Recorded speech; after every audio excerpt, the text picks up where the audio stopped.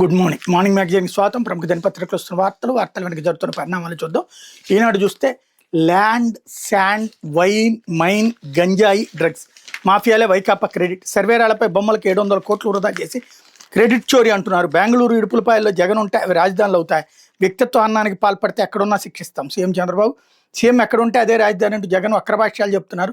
జగన్ బెంగళూరు ఇడుపులపాయల్లో ఉంటే అవే రాజధానిలా? ఓ పార్టీ నిర్వహించే వ్యక్తి మాట్లాడేది ఎలాగైనా? అధికారంలో ఉండగా అమరావతిని శ్మశానం ఎడారన్నారు.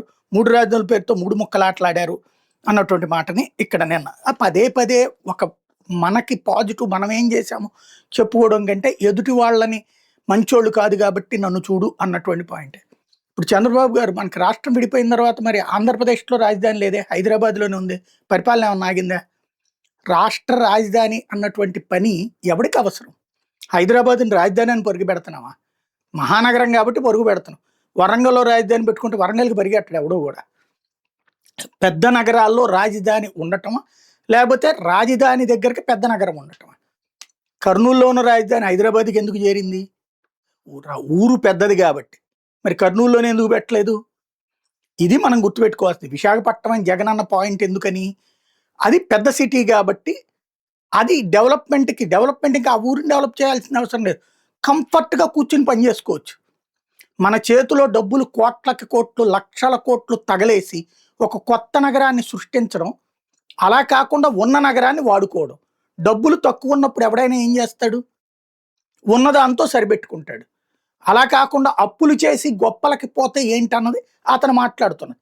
దాన్ని తప్పుదారి పట్టించేటటువంటి ఉపన్యాసాలతో కాలక్షేపం నడుస్తుంది. లేకపోతే కేంద్రం రాష్ట్రం జత అభివృద్ధి జాత కేంద్ర ప్రాయోజిత పథకాలకు 24,513 కోట్లు, ఇప్పటికే 12,621 కోట్లు ఖర్చు. మిగిలిన నిధులు సద్వినియోగంపై దృష్టి అదనంగా సాధించేది ప్రభుత్వం అడుగులు. రాష్ట్ర ఆర్థిక వ్యవస్థను గాడిలో పెట్టేందుకు ఎన్డీఏ ప్రభుత్వం కష్టపడుతోంది. ఒక్కో రూపాయి సమీకరించుకుంటూ సద్వినియోగం చేస్తుంది. కేంద్ర ప్రాయోజిత పథకాల నుంచి అధిక నిధులు సాధించేందుకు కసరత్తు చేస్తుంది. ఢిల్లీలో కేంద్ర మంత్రులు, మంత్రిత్వ శాఖల అధికారులను సమన్వయం చేయడంతో పాటు రాష్ట్రంలో యంత్రాంగాన్ని ముఖ్యమంత్రి చంద్రబాబు పరుగు పెట్టిస్తున్నారు. నిధులు తెచ్చుకోవడం, ఖర్చు చేయడం, అదనంగా సాధించడం అన్న 3 సూత్రాలతో యంత్రాంగాన్ని ముందుకు నడిపిస్తున్నారు. నెల రోజుల్లో 2 సార్లు సమీక్షించి లక్ష్యాలు విధించారు.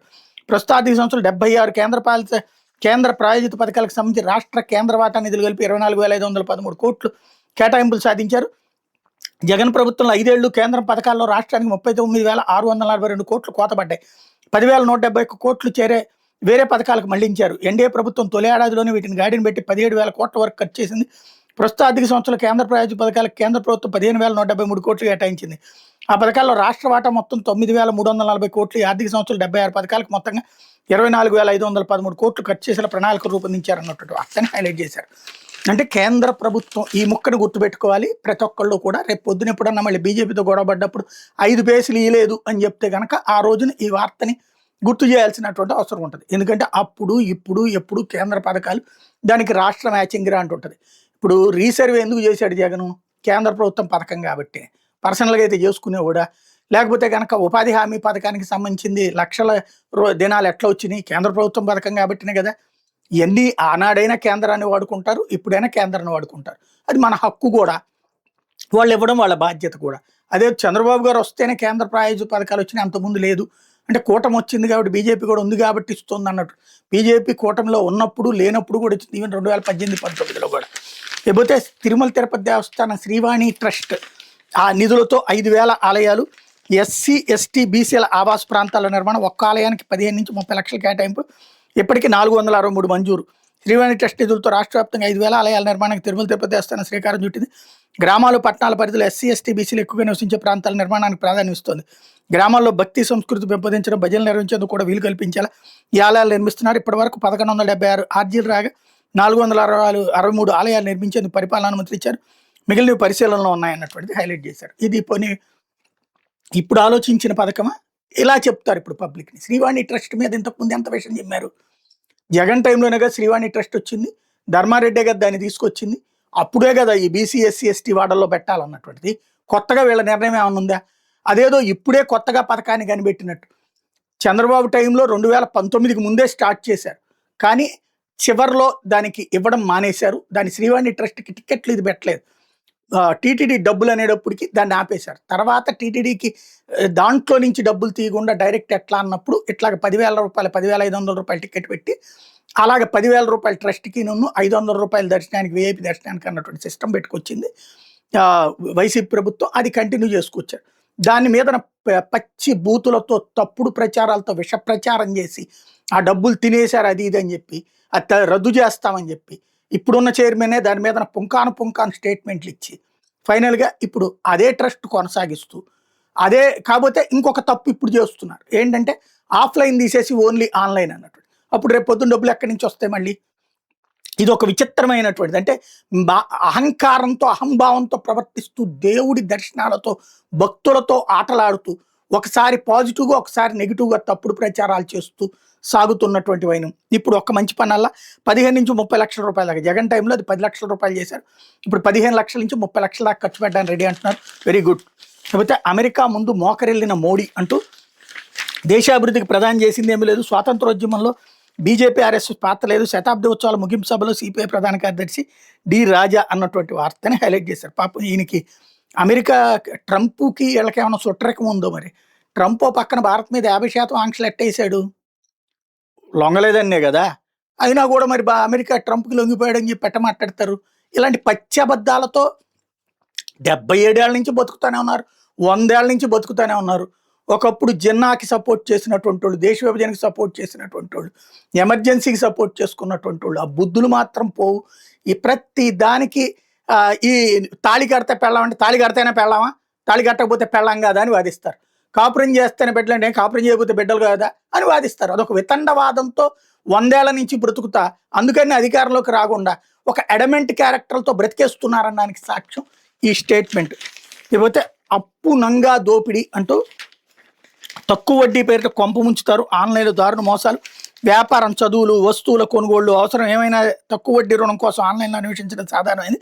ఆన్లైన్లో ప్రకటనలు నమ్మి దరఖాస్తు చేసుకుంటే అంతే సంగతులు, మోసగాళ్ళు నిలువున ముంచుతారు, అవసరానికి రుణం తీసుకునేందుకు ప్రయత్నిస్తే మన దగ్గర ఉన్న సొమ్ము వివిధ పేర్లతో అందిన గాడికి లాగేస్తారన్నట్టు వార్తని హైలైట్ చేశారు. లేకపోతే అవసరాలు తీరేలా అదనపు నీరు రోజుకి 1200 మిలియన్ లీటర్లు తెచ్చేలా ప్రభుత్వ ప్రణాళికలు, 15,887 కోట్లతో పెండింగ్ ప్రాజెక్టులు పూర్తికి చర్యలు, పట్టణ ప్రజల దాహార్తిని తీర్చడం, భవిష్యత్ అవసరాలకు రోజు 1200 మిలియన్ లీటర్ల అదనపు నీటిని 2 ఏళ్లలో అందుబాటులో తెచ్చేందుకు ప్రభుత్వం ప్రణాళికలు అమలు చేస్తోంది. వైకా ప్రభుత్వంలో రాష్ట్ర వాటా నిధులకు అసంపూర్తిగా నిలిచిన పలు ప్రాజెక్టులని 15,887 కోట్లతో పూర్తి చేసేందుకు చర్యలు తీసుకుంటుంది. వీటిలో కొన్ని పనులు ఇటీవల ప్రారంభమయ్యే దశల్లో ఉన్నాయి. ఇంకొన్ని ప్రాజెక్టుల పనులకు టెండర్లు పిలిచి గుత్తేదారు సంస్థలకు వర్క్ ఆర్డర్లు ఇచ్చారు. మరికొన్నింటిలో టెండర్లు పిలవాలి. 2027 డిసెంబర్ ఆఖరుకు పనులు పూర్తి చేసి ప్రతి ఇంటికి పైపుల ద్వారా రక్షిత నీరు అందించాలనేది ప్రభుత్వ లక్ష్యం అన్నటువంటి వార్తని హైలైట్ చేశారు. ఇది మాటల్లో కాకుండా చేతల్లో నిరూపణ కావాలని కోరుకున్న మంచి ఆలోచన. లేకపోతే మాతృభాషతోనే అదనపు నైపుణ్యాలు, పిల్లలకు మన మూలాలు తెలపాలి.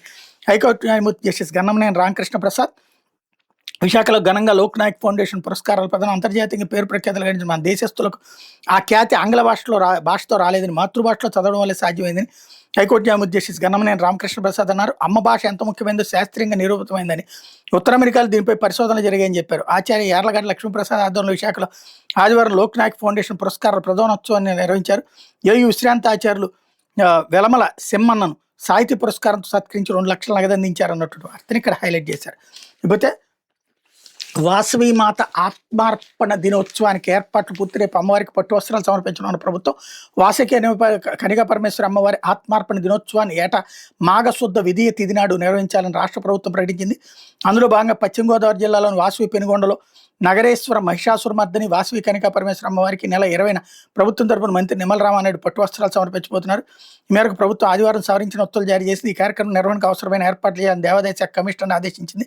త్యాగానికి ప్రతీకగా నిలిచే కనికా పరమేశ్వరి జన్మించిన ఊరిగా ఆత్మార్పణ చేసుకున్న పవిత్ర స్థలంగా వాసవి పెనుగొండ పేరుగాంచింది. ఏడాది పెనుగొండ గ్రామం పేరును వాసవి పెనుగొండగా మార్చడంతో మరింత ప్రత్యేకత సంతరించుకుంది.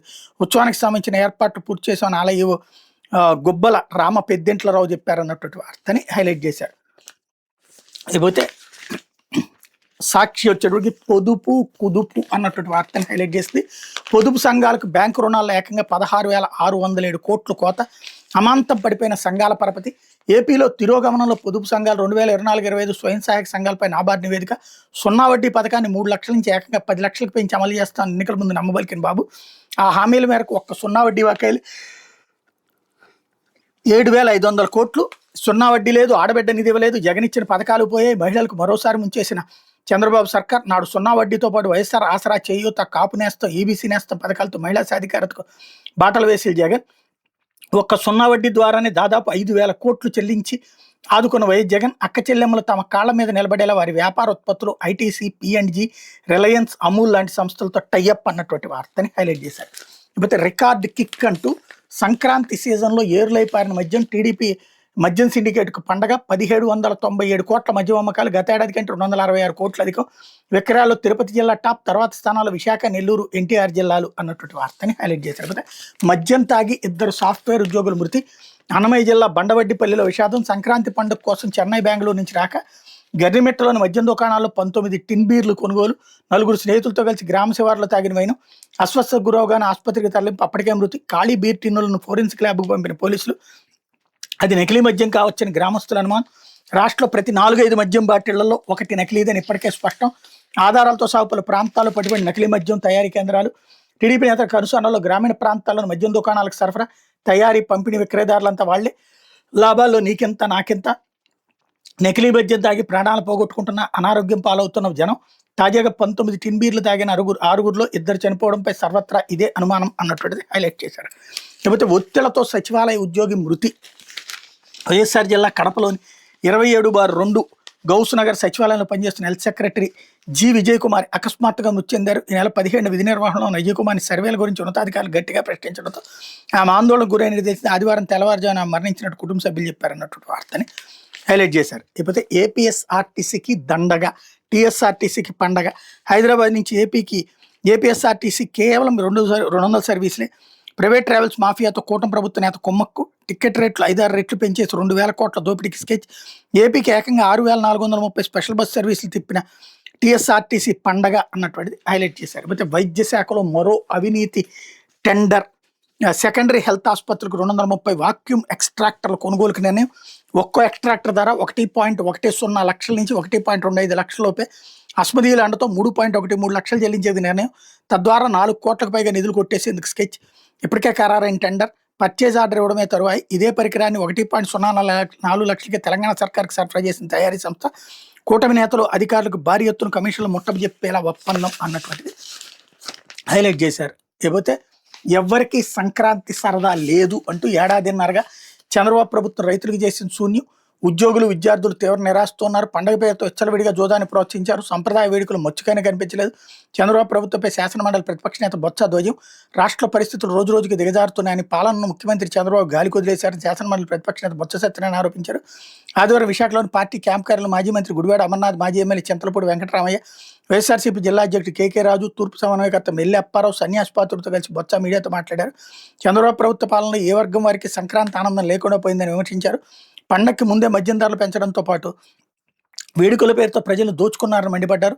తెలుగు సంస్కృతిని చాటే భోగి మంటలు, ముగ్గులు, గొబ్బెమ్మలు, కైట్స్, సాంస్కృతిక వేడుకలు వంటి సంప్రదాయాలు మచ్చుకైనా కనిపించలేదని, వాటికి భిన్నంగా రికార్డింగ్ డ్యాన్సులు, జోదాలు, కోడి పందాలతో విష సంస్కృతికి బీజం వేశారు. బొత్స ఆవేదన వ్యక్తం చేశారు. జోదాన్ని అద్భుతమైన పండగ సందడిగా కొన్ని మీడియా సంస్థలు ప్రచారం చేయడాన్ని ఆయన తప్పుపెట్టారు. ఇటువంటి చర్యలు శాంతి భద్రతకు విఘాతం కలిగించడమే కాక రాష్ట్ర ప్రతిష్టకు మచ్చ చేస్తాయన్నారు. ప్రజా సంక్షేమాన్ని విస్మరించడం వల్ల సామాన్యుల కొనుగోలు శక్తి క్షీణించి వారి బతుకులు దుర్భరంగా మారుతున్నాయని తెలిపారు అన్నటువంటిది హైలైట్ చేశారు. ఇకపోతే ఎన్టీఆర్ విగ్రహానికి బదులు మెడికల్ కాలేజీలు కట్టండి. 1750 కోట్లను మెడికల్ కాలేజీలకు వినియోగించారు ప్రభుత్వ మెడికల్ కళాశాల పరిరక్షణ కమిటీ. ఎన్టీ రామారావు విగ్రహ నిర్మాణం కోసం 1750 కోట్ల ప్రజాధనాన్ని వినియోగించే బదులు అదే డబ్బుతో ప్రజలకు ఉపయోగపడే 7 ప్రభుత్వ మెడికల్ కళాశాలలు నిర్మించాలని ప్రభుత్వ మెడికల్ కళాశాల పరిరక్షణ కమిటీ ప్రభుత్వానికి విజ్ఞప్తి చేసింది. ఆదివారం గుంటూరులోని జనచేతన వేదిక హాల్లో జరిగిన మీడియా సమావేశంలో ప్రభుత్వ మెడికల్ కళాశాల పరిరక్షణ కమిటీ రాష్ట్ర కన్వీనర్ డాక్టర్ అలా వెంకటేశ్వర్లు మాట్లాడుతూ, ఋషికొండపై 500 కోట్లతో గత ముఖ్యమంత్రి వైఎస్ జగన్మోహన్ రెడ్డి అతిపెద్ద ప్యాలెస్ నిర్మించారని, ఆ నిధులతో 2 మెడికల్ కళాశాలలు నిర్వహించవచ్చని సీఎం చంద్రబాబు ఎద్దేవా చేశారని గుర్తు చేశారు. ఇప్పుడు చంద్రబాబు ప్రభుత్వం 1750 కోట్లతో ప్రపంచంలోనే అతి ఎన్టీ రామారావు విగ్రహ నిర్మాణానికి పూనుకున్నారని తెలిపారు. ఈ ప్రభుత్వ నిధులతో నిర్మాణంలో ఉన్న 7 ప్రభుత్వ మెడికల్ కళాశాలను పూర్తి చేయాలని డిమాండ్ చేశారన్నటువంటి వార్తని హైలైట్ చేశారు. లేకపోతే ఎన్టీవీ జర్నలిస్ట్ అరెస్టుపై ఎడిటర్స్ గిల్డ్ ఆందోళన. తెలంగాణ సీఎం రేవంత్ రెడ్డికి లేఖ రాసిన ఈజీఐ అర్ధరాత్రి అరెస్టులు చేయడంపై అభ్యంతరం, పోలీసులు నిబంధనలు పాటించాలని సూచన. ఎన్టీవీకి చెందిన 2 జర్నలిస్టులు పోలీసులు అరెస్ట్ చేసిన విధానంపై ఎడిటర్స్ గిల్డ్ ఆఫ్ ఇండియా ఆందోళన వ్యక్తం చేసింది. ఈ మేరకు ఆదివారం తెలంగాణ ముఖ్యమంత్రి రేవంత్ రెడ్డికి ఎడిటర్స్ గిల్డ్ లేఖ రాసింది. మీడియా స్వేచ్ఛను కాపాడాలని, జర్నలిస్టుల పట్ల పోలీసులు సంయమనం పాటించాలని ఆదేశాలు ఇవ్వాలని ఆ లేఖలో కోరింది అన్నట్టు వార్తని హైలైట్ చేశారు.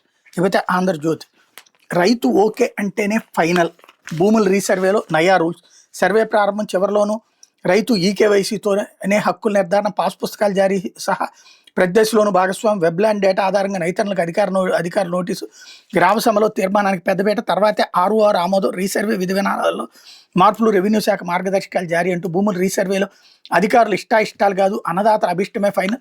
సర్వేని ప్రారంభం నుంచి ముగింపు వరకు అన్ని దశల్లోనూ రైతులదే కీలక పాత్ర. హక్కుల నిర్ధారణ గురించి పాస్ పుస్తకాల మంజూరు వరకు వారిదే భాగస్వామి. ఒక మాటలో చెప్పండి, భూమికి రైతుకు ఉన్న బంధాన్ని గుర్తించిన ప్రభుత్వం రీసర్వేలో వారినే రాజుని చేసింది. వారి అభిప్రాయాలతో పెద్దపీట వేసింది. మేరకు రీసర్వే విధి విధానాల్లో పలు కీలక మార్పులు చేస్తూ అన్నదాతల భాగస్వామిని పెంచుతూ రెవెన్యూ శాఖ మార్గదర్శకాలను జారీ చేసింది అన్నటువంటిది రాశారు. ఈ వార్త గుర్తుంచుకుందాం. ఒక 5-6 నెలల తర్వాత మళ్ళీ ఎలాంటి దొంగ నాటకాలు ఆడతారో చూద్దాం. ఇదివరకు రీసర్వేనే బూతు, కేంద్రం చెప్పింది చేయండి రా నాయన, కేంద్రం చెప్పింది ఏంటి, నువ్వు రీసర్వే చేసి డిజిటలైజేషన్ చేస్తే 50 ఏళ్ల పాటు వడ్డీ లేని రుణాలు ఇస్తామని చెప్పింది. అందుకోసం జగన్ తొందరపడి పరుగులు పెట్టి చేశాడు. ఆ సందర్భంలో దాన్ని దుష్ప్రచారం చేసి రీసర్వే చేయడం అంటే మీ భూమిని వాళ్ళు లాకేసుకుంటారు అని పచ్చి అబద్ధాలు చెప్పి ప్రజల్ని మోసం చేసి అధికారంలోకి వచ్చాక ఇప్పుడు రీసర్వే ఇప్పుడు చేస్తే బూతు ఇప్పుడు నీతి, అప్పుడు చేస్తే బూతు. దానికి ఈ ఏడాదిన్నరలో జరిగిన పరిణామాలు చూసిన తర్వాత మళ్ళీ ఇప్పుడు లేదు రైతుకి వాళ్ళ ఇష్టం వచ్చినట్టే చేస్తారు. ఇప్పుడు నాది ఈ ఎకరంలో ఈ 10 సెంట్లు నాది అని నేను అంటున్నా, పక్కనోడు వచ్చి నాది అంటాడు. ఏ రైతు మాట వింటారు వీళ్ళు? అయ్యే కదా సివిల్ సెటిల్మెంట్ల గొడవలన్నీ కూడా అవే కదా ఇప్పుడు గ్రామీణ ప్రాంతాల్లో వచ్చేది. 100 పనులు చేసినప్పుడు 10 లోపాలు వస్తాయి, 10 ప్రాబ్లమ్స్ వస్తాయి. ఆ 10ని హైలైట్ చేసి 90 మందికి జరిగిన న్యాయాన్ని తప్పు పట్టేశారు, అబద్ధాలు చెప్పారు అన్నాడు. ఇప్పుడు దాన్ని రివర్స్లో ఆ 10ని పక్కన పెట్టేసి 90 మందికి సంబంధించింది చెప్తారు. అంటే మనకి అధికారంలో ఉన్నటువంటి వాళ్ళు మన వాళ్ళైతే ఒకలాగా వ్యవహరించాలి, లేకపోతే వేరే రకంగా వ్యవహరించాలి, ప్రజల్ని మోటివేషన్ మనకు అనుకూలంగా ఉండాలనేది నీచ జర్నలిజానికి సంబంధించినటువంటి నీచ పత్రిక చేస్తున్నటువంటి వార్త ఇది. ఇకపోతే క్రెడిట్ చోరీ ఎవరిదో అందరికీ తెలుసు, క్రెడిబిలిటీ ఎవరికి ఉందో కూడా తెలుసు అంటూ ఖచ్చితంగా పబ్లిక్ అయితే తెలుసు ఎవరికి క్రెడిబిలిటీ ఉంది, ఎవరికి క్రెడిబిలిటీ లేదన్నటువంటి. జాబ్ క్యాలెండర్ ఎప్పుడు అంటూ జనవరిలో ఇస్తామన్న ప్రభుత్వం మరో 12 రోజుల్లో నెల ముగింపు, లక్షలాది మంది నిరుద్యోగుల ఆశలు, మెగా డిఎస్సీ టీచర్ పోస్టు బట్టి ఇప్పుడు మళ్ళీ డిఎస్సీ జారీ చేసేద్దాం. వైసీపీఎంలో పట్టించుకొని జగన్ జాబ్ క్యాలెండర్ హామీ పైన డిఎస్సీ పైన మడమ తిప్పేసి వైసీపీ నేత ప్రస్తుత సర్కార్ పైన నిరుద్యోగుల ఆశలు అన్నటువంటి వార్తని హైలైట్ చేశారు. కనీసం ఈ వార్త రాసే ముందు సంస్కారం అనేది చచ్చిందో లేదో అర్థం కాదు నీచ పత్రికలు. 2014-19 మధ్యన ఒక్క డిఎస్సీ అన్న పూర్తయిందా? అప్పుడు ఏమైనా ఉద్యోగాలు రిక్రూట్ చేసిందా ప్రభుత్వం? అరే జగన్ వచ్చిన తర్వాత డిఎస్సి ఫెయిల్ అయ్యాడు, కానిస్టేబుల్ ఫెయిల్ అయ్యాడు, చివరిలో నోటిఫికేషన్ ఇచ్చాడు. అదే ఇప్పుడు వీళ్ళు కంటిన్యూ చేసింది, కాస్త మిగతా పోస్టులు కూడా పెట్టి అది అభినందించడం తప్పులేదు. బట్ 14-19లో ఒక్క ఉద్యోగం కూడా ఇవ్వని దాన్ని వదిలేసి 19-24లో ఈ 2 పూర్తి చేయలేదు అన్నదే పెట్టుకొచ్చారు. మరి 2 లక్షల ఉద్యోగాలు వచ్చినాయి కదా, సచివాలయ ఉద్యోగాలు కావచ్చు, తర్వాత మెడికల్ హాస్పిటళ్లలో ఉద్యోగాలు కావచ్చు, రైతు భరోసా కేంద్రాల ఉద్యోగాలు కావచ్చు, ఇవన్నీ అవి అసలు ప్రస్తావించరు. 2 లక్షల ఉద్యోగాలు భారతదేశ చరిత్రలో ఒక రాష్ట్ర ప్రభుత్వం ఏడాదిలో ఇచ్చింది ఈ రోజు వరకు ఎప్పుడూ లేదు. 2 లక్షల ఉద్యోగాలు ఒక్క రాష్ట్ర ప్రభుత్వం ఒక్క ఏడాదిలో ఇచ్చినటువంటి అంత పెద్ద రికార్డుని అస్సలు కనబడనీయకుండా పచ్చి బూతులతో పచ్చి అబద్ధాలతో డైవర్ట్ చేయడం అన్నటువంటిది ఈ నీచ పత్రికకి అలవాటు. లేకపోతే పట్టు రైతుకు ప్రోత్సాహం అంటూ వరంగా మారిన సిల్క్ సమగ్ర పథకం, సాంకేతికత, నాణ్యత, ఉత్పాదకత పెంపు, పెండింగ్లో ఉన్న 14 కోట్లు విడుదల, ఏడాదిలోనే పట్టుగోళ్ల ధరల రెట్టింపు, తాజాగా క్లస్టర్ విధానం అమలుకు నిర్ణయం, కావాల్సినంత పట్టు ఉత్పత్తి లక్ష్యం అన్నటువంటిది హైలైట్ చేశారు. మంచి కాన్సెప్ట్ ఇది. మహాజంగిల్ రాజుని అంతం చేస్తాం, కేంద్ర పథకాలను అడ్డుకుంటున్న టీఎంసీ సర్కార్ బెంగాల్ పిల్లల భవిష్యత్తుని నాశనం చేస్తుంది, ఓటు బ్యాంక్ కోసం అక్రమ వలసదారులకు మద్దతు, ఇలాంటి వాళ్ళందరినీ రాష్ట్రం నుంచి తరిమి కొడతాం, బెంగాల్ ప్రజలు బీజేపీ వైపు చూస్తున్నారు. ప్రధాని 830 కోట్ల అభివృద్ధి ప్రాజెక్టులకు ప్రారంభోత్సవం, 5 అమృత్ భారత్ రైళ్లకు జెండా ఊపిన మోడీ అన్నటువంటిది హైలైట్ చేశారు.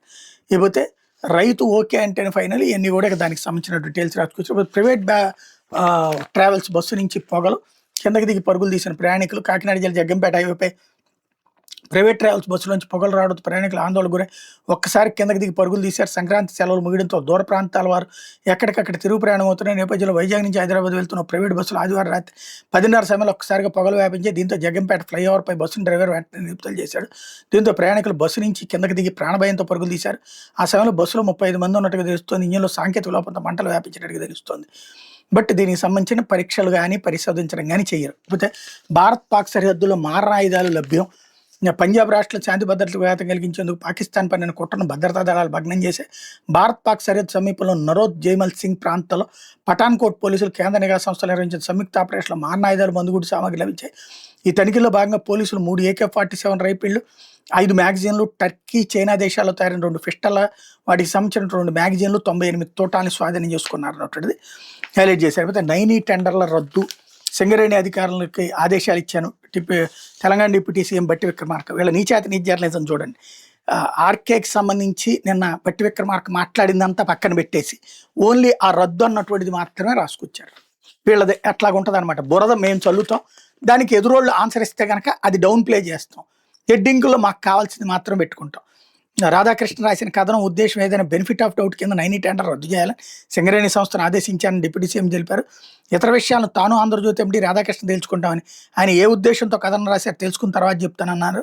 మీ మధ్య వైరాన్ని మీరిద్దరే తెలుసుకోవాలి, మీ ప్రయోజనం కోసం రాష్ట్రాన్ని, పాలనను, మంత్రులను, అధికారులు లాగుతానంటే చూస్తూ ఊరుకోం, ఏ ఛానల్ కూడా కథనాలని ప్రసారం చేస్తా అంటే మంత్రి ఐఏఎస్పై ఎన్టీవీ ప్రసారం చేసిన కథనాన్ని పరోక్షంగా ప్రస్తావిస్తూ ఊరుకోం, ముఖ్యమంత్రి, మంత్రులను రాష్ట్ర ప్రయోజనాల కోసం విస్తృతంగా పనిచేస్తున్నాం, చిల్లర కథనాలకు భయపడే వాళ్ళు ఎవరూ లేరన్నారు అన్నటువంటిది హైలైట్ చేశారు. అక్కడ అదే రేవంత్ రెడ్డి చెప్పింది, ఎన్టీవీకి నీకు పంచాయతీ ఉంటే మీ ఇద్దరు తేల్చుకోండి అన్నది డౌన్ ప్లే చేశారు అనమాట. ఏది కావాలో అది మాత్రమే, అంటే ఏది చెప్పాలనుకుంటున్నారో అదే, ప్రజలకు ఏది కావాలో కాదు, వీళ్ళకి ఏది కావాలో అది ప్రజలకు చెప్తారు. అది జర్నలిజం అని ప్రజలు నమ్మించేటటువంటి మూర్ఖ నీచాతి నీచ జర్నలిజం కొనసాగుతూనే ఉంది. ఇది దినపత్రికలో వచ్చినటువంటి వార్తలు వెనక జరుగుతున్న పరిణామాలు.